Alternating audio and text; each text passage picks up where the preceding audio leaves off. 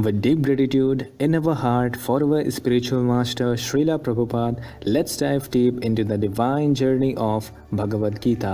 तो read long study long daily series का आज डे 98 है और आज है 12 अगस्त। तो जिन लोगों ने कल जन्माष्टमी नहीं मनाई थी तो डेफिनेटली वो लोग आज जन्माष्टमी मनाएंगे। तो उन सभी लोगों को मेरी तरफ से हैप्पी कृष्ण जन्माष्टमी। आप सभी लोगों को कृष्ण जन्माष्टमी की हार्दिक शुभकामनाएं।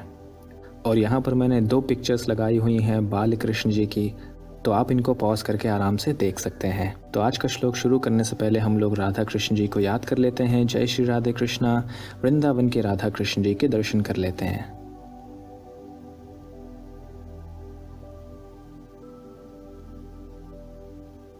हाँ जी, तो हम लोग चैप्टर 2 पढ़ रहे हैं, अध्याय 2 गीता का सार। और आज हम लोग श्लोक नंबर 70 पढ़ेंगे, जो कि कुछ इस प्रकार है।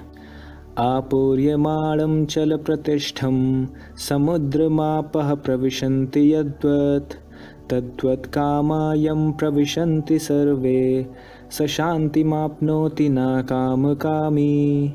इसका अर्थ है, जो पुरुष समुद्र में निरंतर प्रवेश करती रहने वाली नदियों के समान इच्छाओं के निरंतर प्रवाह से विचलित नहीं होता और जो सदैव स्थिर रहता है, वही शांति प्राप्त कर सकता है।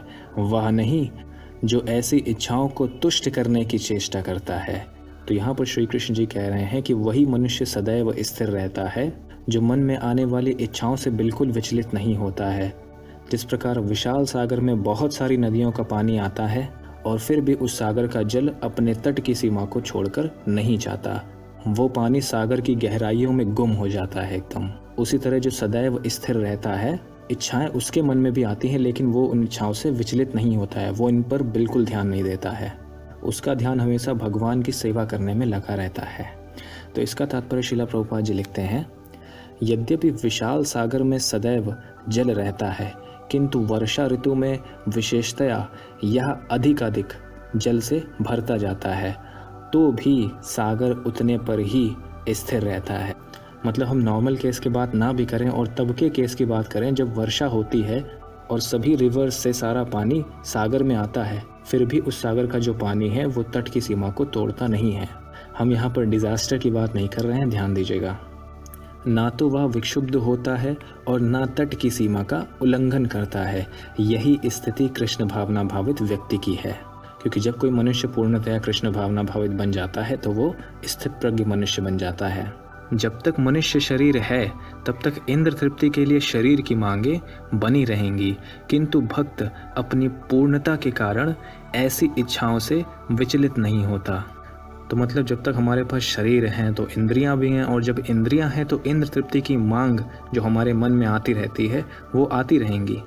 लेकिन जो भक्त होता है वो अपनी पूर्णता के कारण ऐसी इच्छाओं से विचलित नहीं होता है। इसका मतलब ये है कि वो कंप्लीट हो गया है। जब वो श्री कृष्ण जी की सेवा करता है तो अपने आप को कंप्लीट महसूस करता है। क्योंकि मन जब यहाँ भौतिक चीज़ों में लगा रहता है, क्योंकि भौतिक नेचर टेम्परेरी है, इसलिए मन का अंतिम लक्ष्य नहीं मिल पाता। लेकिन जब वही मन भगवान की सेवा में लग जाता है तो मन का अंतिम लक्ष्य मिल जाता है। इसलिए वह भक्त अपने आप को पूर्णता समझता है, अपने आप को कंप्लीट फील करता है। और जो योगा होता है, योग, उसकी चरम अवस्था यही तो है कि भक्त और भगवान एक दूसरे में कंप्लीट हो जाएं। तो यही जो पूरी चीज़ है, यही कृष्ण कॉन्शियसनेस है।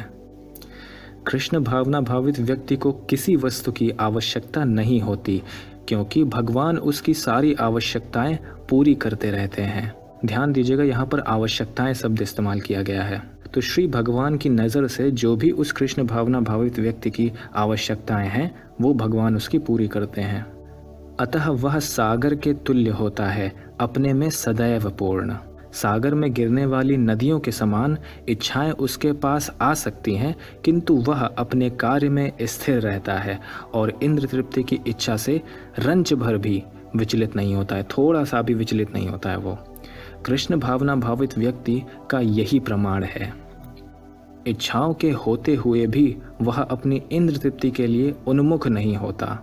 और एकदम इसी तरह जो भी संसार के द्वैत होते हैं, सुख दुख, वो उनसे भी विचलित नहीं होता। चूंकि वह भगवान की दिव्य प्रेमा भक्ति में तुष्ट रहता है, अतः वह समुद्र की भांति स्थिर रहकर पूर्ण शांति का आनंद उठा सकता है।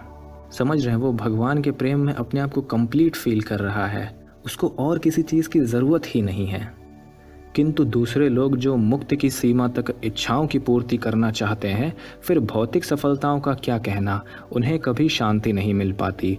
कर्मी, मुमुक्षु तथा वे योगी सिद्धि के कामी हैं, ये सभी अपूर्ण इच्छाओं के कारण दुखी रहते हैं। तो जो बाकी के जो भी लोग हैं जो कृष्ण भावना भावित नहीं हैं, क्योंकि वो स्थिर नहीं है इसलिए वो बहुत सारी इच्छाएं करते हैं, कुछ इच्छाएं पूरी होती हैं, कुछ नहीं होती हैं, इसलिए वो सुखी और दुखी रहते हैं।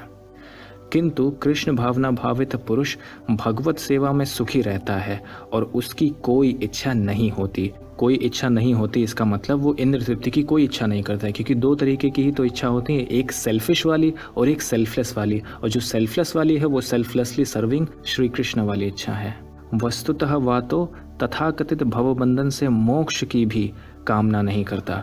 तो ये थोड़ा ऊपर लेवल की बात हो गई, इसको हम लोग जल्दी नहीं समझ सकते हैं कि जो कृष्णा कॉन्शियस व्यक्ति है वो इवन मोक्ष की भी कामना नहीं करता है। वो इसलिए क्योंकि वो श्री कृष्ण जी की सेवा में बहुत ज़्यादा फोकस्ड रहता है, वो उनसे बहुत अच्छे से प्रेम करता है। मोक्ष वैसे उसको मिल ही जाएगा, क्योंकि हम अभी पहले पढ़ चुके हैं कि भगवान उसकी आवश्यकताओं को पूरी कर देते हैं, लेकिन समझ रहे हैं वो फिर भी इसके पीछे भागता नहीं है कि उसको मोक्ष मिल जाए। तो ये थोड़ा ऊपर लेवल की बात है। जब हम लोग कृष्णा कॉन्शियसनेस में थोड़ा ज़्यादा ऊपर उठेंगे तब हमको और ये बात अच्छे से क्लियर होगी।